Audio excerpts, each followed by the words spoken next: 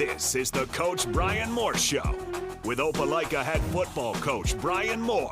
And now with Coach Moore, the voice of the Bulldogs, Van Riggs.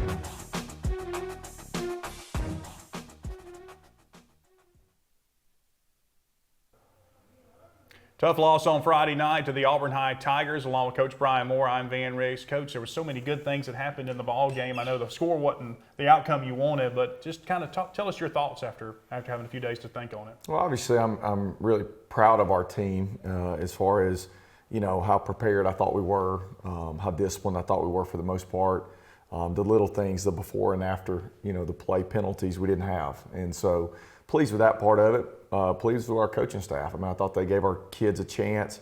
What I'm not pleased with is the fact we didn't finish, and that's my job. My job is to help us finish games and teach our kids how to do that and how to stay the course and understand when, you know, we're up 21-14 with 10 minutes left, how to, you know, keep our foot on the gas. And so, you know, that part of it, I'm thankful for our community coming out, and you know, I thought the atmosphere was incredible. I've missed that. You know, it's been almost 10 years for me since I'd seen that game, and just incredible night. You know, they've got a great football team, but so do we. And so you just hate that, you know, a play here or there, you're off. But again, we don't have to have moral victories here. You know, what I said at the end of the night, I meant, you know, is that I was brought here to figure out a way to get this program to win games like that, and that's what I plan to do. And but again, you know, I'm proud of our work last week, but we've got to be better. We'll have more of those games where they're 21-14, and hopefully we're on top. You know, and so we got a long way to go. But I think if there's any indication about our response, I think our kids will play well this week and bounce back really well. 224 yards on the ground. Calvin, a big night for him, 175 yards rushing. You got to love the ground attack.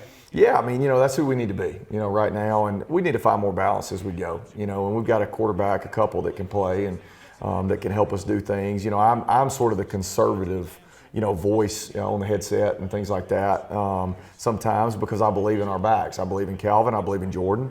I believe in Blake. Our Qs can run it. We've not asked a lot of that, but we will as we go down the stretch. And so Tommy Johnson. I mean, there's several that can play, and our offensive line. You know, we're playing 8 guys up there, and we feel really good about that. Our entire box, our tight ends and fullbacks as well. So, you know, pleased with our run game. We do have to find more balance and more explosives. I think that was the thing, is that all the offense was tough Friday night. We did move it. We did have 220-plus yards rushing, so that was really good. Galvin obviously had a massive night, but you know, we've got to find more balance to open up some of those holes to push that average up, and you know, so that again we can be more explosive. We got to find Jamari more touches, and Quez Johnson and Bennett and Brody and some of those guys. So we want to spread that ball around a little bit more, and so we worked really hard on that this week. But really pleased where we're at on the ground right now.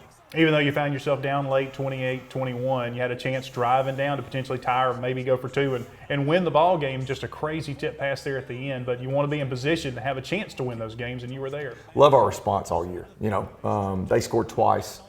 We had like 3 and outs, and then they hit the big pass that was such a momentum game. We talked about that, man, last week, you know, about that game and how it's felt over the years and how you have to sort of handle the ebbs and flows. And I thought for our team in that moment to be down 28-21, we had given up 14 straight, you know, and we had scored 14 straight in the third quarter. You know, Calvin had a huge run to start third, so there are huge momentum shifts. But for us to drive back, you know, and have a chance to go in and score, and you know, we don't know at the moment what our decision would have been, you know, but I believe in our kids, and so whatever decision we would have lived with that outcome. But driving to score and just had a ball tipped, unfortunately, and but again, just proud of the effort. But we have to make those plays in those moments. The ball can't be tipped.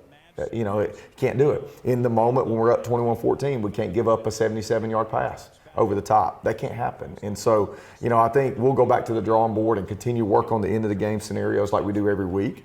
And you know, it helped me some, though, I'll be honest, with, you know, some of those things we kind of go through the motions in practice, even though I'm yelling at them every second almost about getting things done and understand the significance of the play. Until you deal with it, in an actual game, especially one like Auburn. It's hard to put that much stock into it to where you need to be from a mental focus standpoint as you prepare for those moments, because it needs to be just second nature to you. If you're out there thinking in those moments when there's a minute 45 and you're at the plus 28 and you're trying to drive the score and then go for two, then you're too late, and so we got to continue to work on that and sharpen ourselves. And like I said, this week's been great in doing that, but there are going to be more games like that down the stretch that we're going to have to find a way to win. Brody Jones, too, we mentioned the ground game. What an incredible catch he had in the end zone. And then I know he was the one that came up with the fumble recovery, too. I'll be honest with you, there's not another kid on this team I'd like to put on the bottom of that pile than Brody. And that is like everything, a compliment that, Billy and Karen and, just the type of young man they've raised, he's just a dog. It's in him, man. And so he went up over the top of the kid. Probably Colby, I thought, should have run the ball. I thought he had room to run the ball in the end zone and threw it anyway. And Brody goes up over and catches it clean. And then we try to throw back to the quarterback is what was happening, and we kind of tossed the ball behind. Might have been the only mistake Calvin made was that toss. And so, but Brody went down there and got it. And then, they had an unsportsmanlike conduct, and we get back on the chains, and then Calvin catches the wheel and makes a first down. And so here we go. We found life again. And but that all had to do with the desire to both catch the ball over top of the defender and go into that pile and get that ball. And that's who Brody Jones is. So proud of him. But again, proud of our fight in general. We just got to finish and play a little bit better at the end.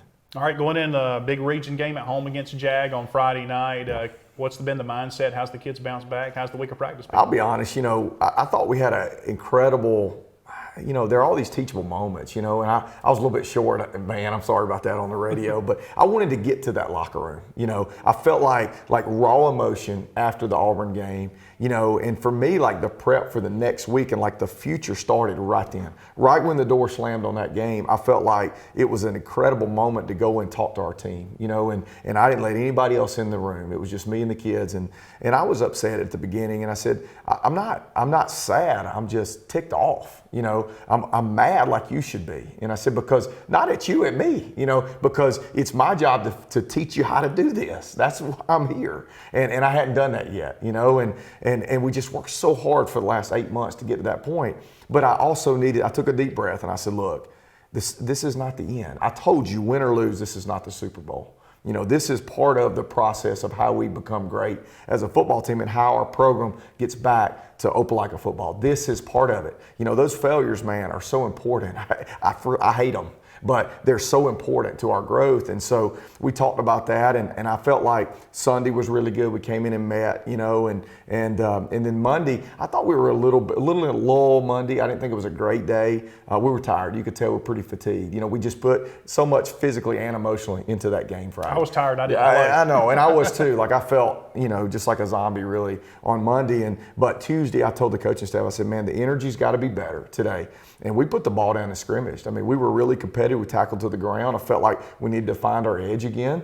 And I thought we had an incredible day Tuesday. We had a really great morning this morning, Wednesday morning, and just feel really good now. I was concerned Monday, just again, the hangover of how you felt after a game like that. But I really felt good about how we've come out of that and been better midweek. But I think we'll play well against Jag. I think our kids understand that, we're frustrated about Friday, but now we just got to get better. I mean, every week, and just keep pushing. We don't care who the opponent is. I know that's cliche, but it's really true. Like we're focused on Opelika and how much better this ball club can be, because I mean when I say, I think we're going to have another chance. I think we've got a lot to do.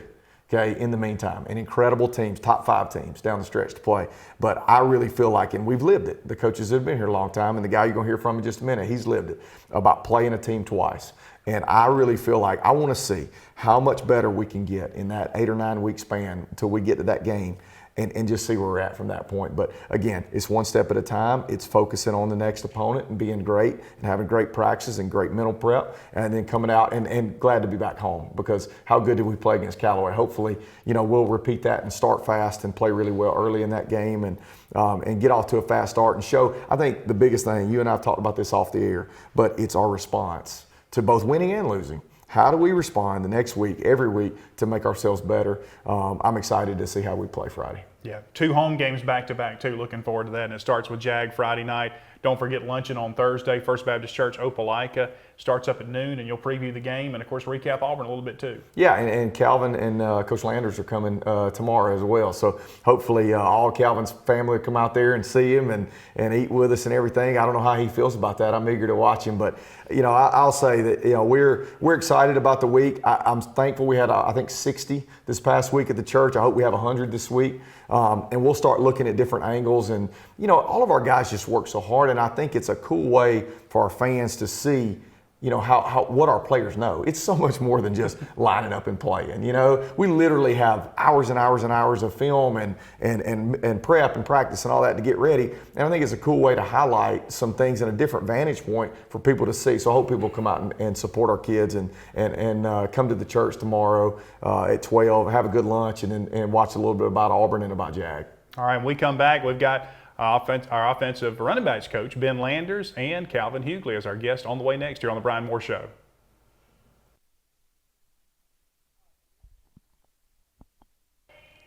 Back here on the Bryan Moore Show with running backs coach Ben Landers and Calvin Hughley, who had a big night Friday night in the win against Auburn. Talk about these running backs and talk about the running game, Coach Landers. Boy, it has been outstanding. It's definitely a blessing to have these guys, man. They work hard, work extremely hard.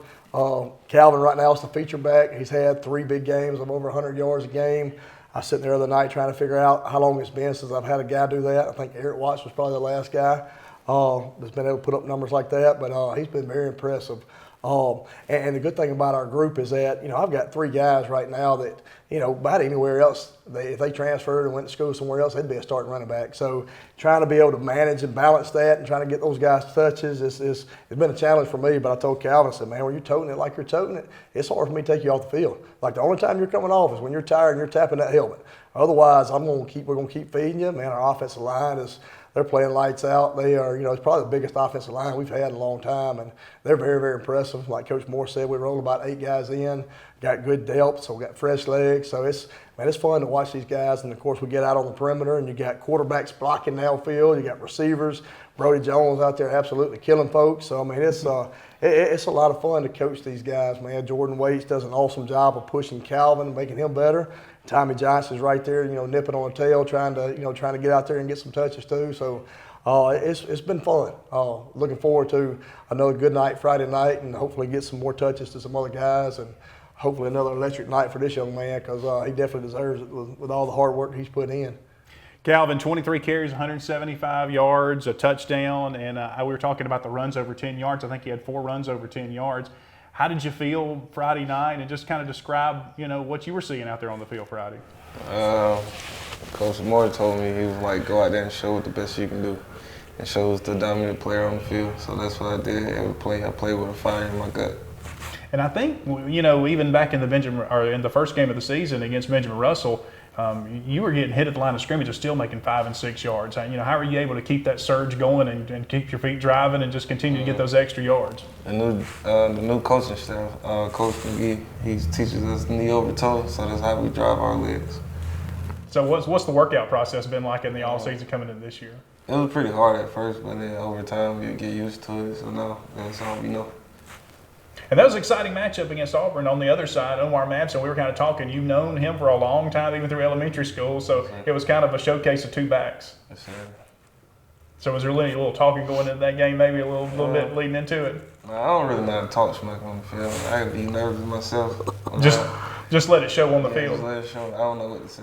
What do you think about Blake Johnson? Because I was leaving the game and some people were really impressed with the way he's running the ball too, and that's got to give you a breather. And he's a pretty big fella back there toting the ball.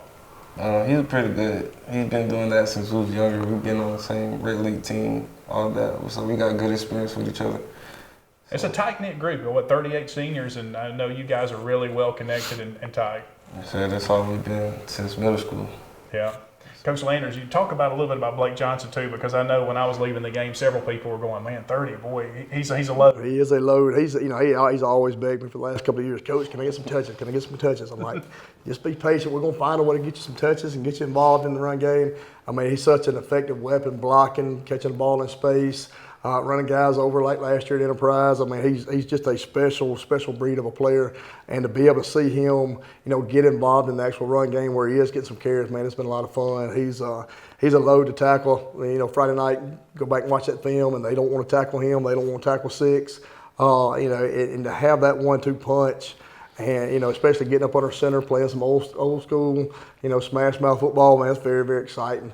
So it's a lot of fun getting to see those 2 guys go out there and compete.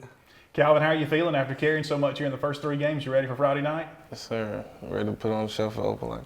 All right, and you can hear more from Coach Landers and Calvin Hughley coming up Thursday, of course, First Baptist Church in Opelika. Don't forget, Coach Moore's lunch begins at 12 o'clock. And we'll be right back here next week for the Bryan Moore Show as we hopefully recap a big Jag win and get ready for a home game against Smith Station next week, right back here on the Bryan Moore Show.